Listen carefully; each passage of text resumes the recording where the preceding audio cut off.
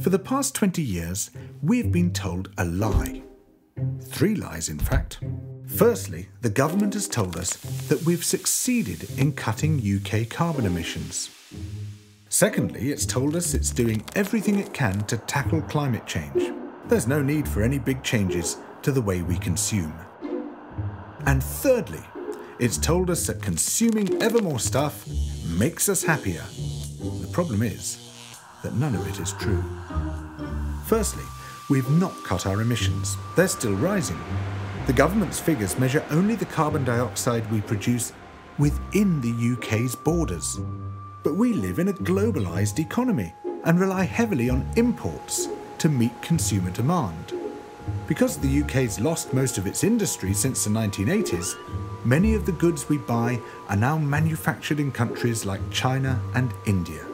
So while officially UK emissions have gone down, once you count the imported goods we consume, you find they've gone up. In fact, they've gone up by 20% in the past 20 years. But the government would prefer to bury this. It would rather pretend that emissions are still going down. Because for a politician to admit otherwise would be to expose the second lie, that they've been doing everything they can to tackle climate change. The truth is, the government hasn't done nearly enough, even though it has known the true picture about our rising emissions for years. It's happy to keep blaming China for increasing its emissions, but not prepared to admit that our consumption problem is helping to drive them up. Meanwhile, the government is also reluctant to own up to the third lie, that having more and more stuff actually makes us happier. Study after study has shown that after a certain point, simply increasing material wealth does not improve our well-being. After 30 years of consumerism, psychological research suggests that we are no happier than we were when we started. It's time to get honest about our consumption problem.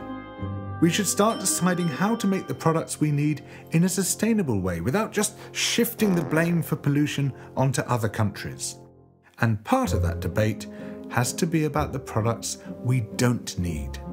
As a committee of MPs recently concluded, the UK's consumption cannot rise indefinitely if it's to make an effective contribution to a global reduction in greenhouse gas emissions. Most of all, the government needs to own up to our rising emissions and take responsibility for tackling the environmental impacts of what the UK consumes.